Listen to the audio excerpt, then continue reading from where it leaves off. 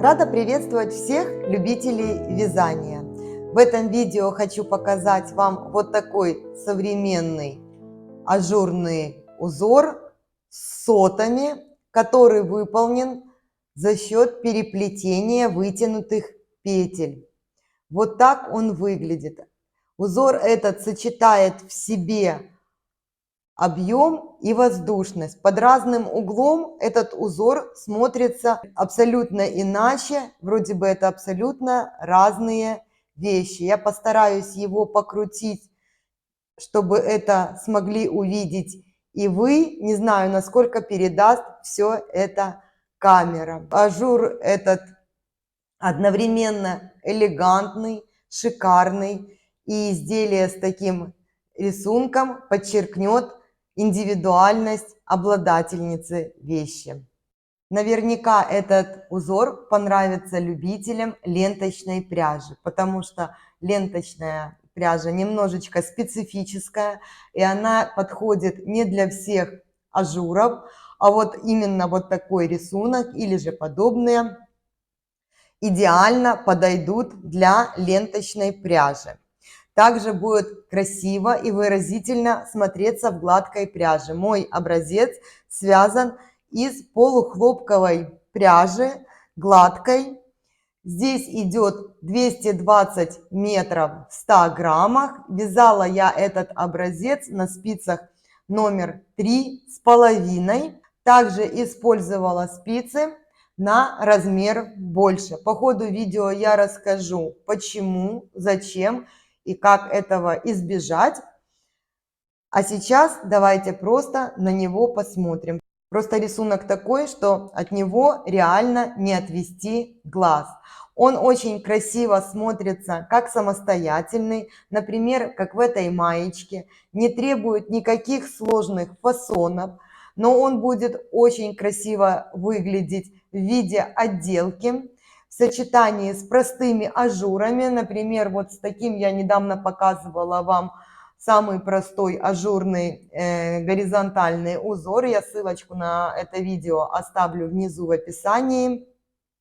Также он будет красиво сочетаться с полосами из платочного узора или же с обычной сеткой или сеткой с обвитием. У меня тоже есть видео, где я показываю простую в исполнении сеточку с обвитием, которая смотрится очень интересно. И вот этот узор можно сочетать с любыми вот такими минималистичными элементами вязания.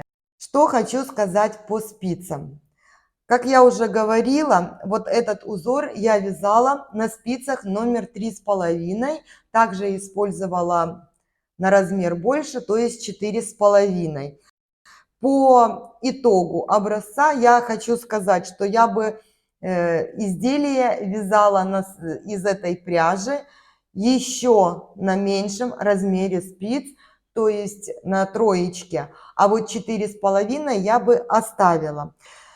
Раппорт данного узора составляет 12 петель в ширину и 8 рядов в высоту. Итак, давайте приступим к исполнению этого узора. Я буду провязывать один раппорт узора, то есть вот эту его часть. Для этого я набрала 16 петель, 12 это узор, 2 петли симметрии справа и слева, чтобы кромочная красиво выглядела, и при сшивании, если это сшивное изделие, ничего, нигде не было дополнительных дырочек. Если же вы вяжете этот узор по кругу, вы набираете просто количество петель кратное 12. Итак, спицы у меня номер 3, пряжа точно такая же, как в основном большом образце. Первый ряд данного узора провязывается просто лицевыми петлями. До конца ряда я вяжу лицевые петли. Перед этим я набрала их обычным способом и провязала установочный ряд изнаночными. То есть по лицевой стороне это также лицевой ряд. Итак, вот я провязала первый ряд лицевыми. Далее второй ряд я буду делать дополнительные накиды для вытянутых петель. Я буду использовать, как и прежде, спицы на 1,5 размера больше. В данном случае на 1,5, потому что здесь у меня троечка, это 4,5 спицы. Почему? Потому что когда я делаю тройное обвитие петли, мне не очень удобно вязать, и вот эти дырочки получаются очень большими. Если вы хотите меньше дырочки, то можно на этих же спицах делать обвитые петли. Но я хочу, чтобы это был воздушный узор, воздушная вещь, которую можно надевать на любой топ. И он выглядел интересно. Именно виден был сам рисунок. Поэтому я использую побольше спицы. Итак, второй ряд я буду провязывать спицами номер 4,5 следующим образом. Кромочную я просто переснимаю. Первую петлю симметрии я провязываю просто изнаночной. Далее я набираю петли с дополнительными накидами. Как это делается? Провязываю как обычную изнаночную и делаю еще одно обвитие вокруг спицы. Вот таким вот образом. И у меня получается сразу изнаночная петля с накидом. Что еще хочу сказать? Когда провязываете вот этот ряд, когда идут дополнительные накиды, то нужно использовать, желательно, скажу так, использовать более гладкие спицы, чтобы вам было проще. Потому что вот на моих любимых квадратных это очень сложно делать. Петельки цепляются и неудобно в вязании. Хотя, возможно, просто не очень удобно. И вязать, нить держать немножечко слабее, не совсем слабо, но немножечко слабее, нежели вы держите при обычном вязании, чтобы петли более слабо скользили по спице. Итак, весь ряд до последней петли симметрии я провязываю таким же образом. Провязываю изнаночную, делаю дополнительный накид и все это вывязываю. Вот таким образом у меня получается изнаночная петля с дополнительным накидом. И таким образом я набираю петли с накидами до конца ряда. Стараюсь это делать послабее, чтобы мне было потом удобно это в работе. Здесь этот узор, он легкий в исполнении, но вот спешить не получается. Быстро все провязывать не получается, потому что нужно, чтобы все петелечки были ровные, а натяжение нити немного для меня непривычное. И я их просто выравниваю, никуда не спешу, провязываю этот ряд. Дальше можно будет немножечко разогнаться, кто любит скорость в вязании. Ну вот именно этот ряд я бы не рекомендовала бежать и быстро провязывать. Вот я набрала изнаночные с накидом. У меня осталась одна петля симметрии. Я ее провязываю просто изнаночной петлей и кромочную в моем случае провязываю изнаночной скрещенной. Вот таким образом я провязываю второй ряд этого узора. В третьем ряду я буду провязывать сам вот этот жгут. Здесь используется жгут с наклоном влево и с наклоном вправо, с витками. И вот поочередно я его провязываю. Так, я обещала вот этот вам раппорт показать. Значит, сначала я провязываю с наклоном вправо жгут. Для этого я кромочную вернулась к спицам номер 3. Кромочную просто я переснимаю. Первую лицевую провязываю просто лицевой. Далее я снимаю 6 петель и сразу сбрасываю накиды. Вот таким образом я их снимаю. Так, 4, 5 и 6. У меня должен жгут скручиваться вправо. Для этого я за работой возвращаю на левую спицу 3 первые петли. Так, стараюсь пальцами ничего не закрывать. Снимаю с правой спицы все 6 петель, аккуратно это придерживая, чтобы ничего не распустилось.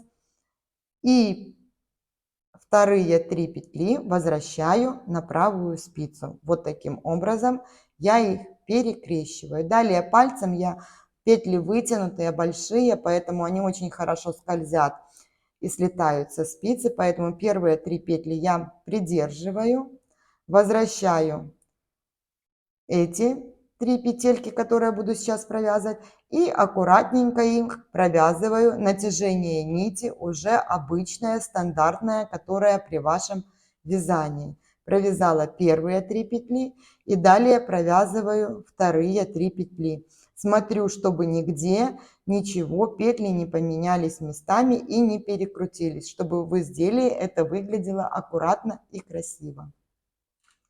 Далее я снимаю следующие 6 петель. 1, 2, 3, 4, 5 и 6. У меня наклон теперь влево. То есть я перед работой поднимаю первые 3 петли на левую спицу. Все снимаю, все 6 петель с правой спицы. И вторые 3 петли за работой возвращаю на правую спицу. Вот так это все выглядит. Вот эти петли на левой спице я придерживаю пальцем, чтобы они не слетели, и надеваю на левую спицу следующие 3 петли, которые в свою очередь провязываю и слежу, чтобы они провязывались поочередно, не перемещаясь.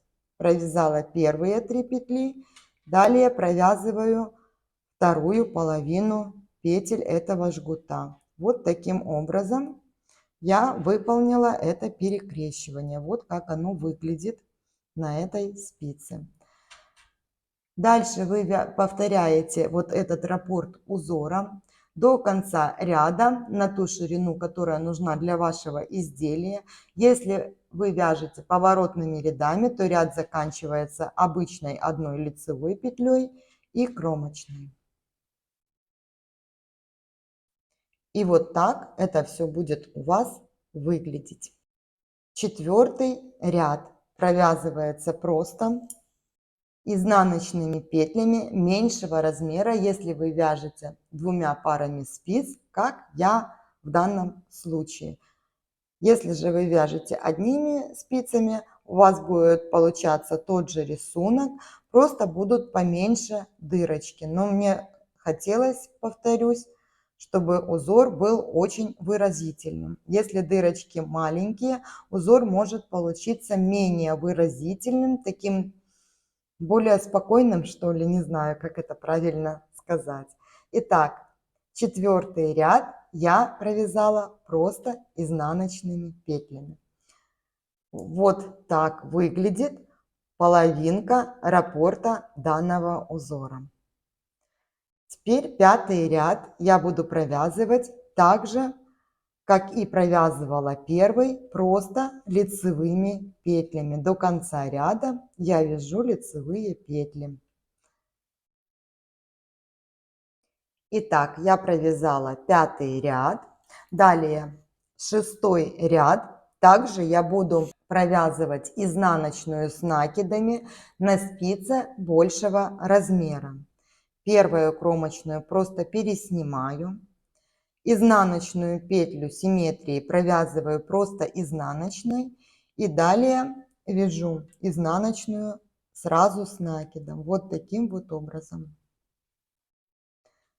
Это все быстро не получается, чтобы все петельки были ровными, потому что вытянутые петли, когда они будут гуляющие, играющие, разной длины в изделии, это будет сразу видно, сразу бросаться в глаза неаккуратность выполнения изделия.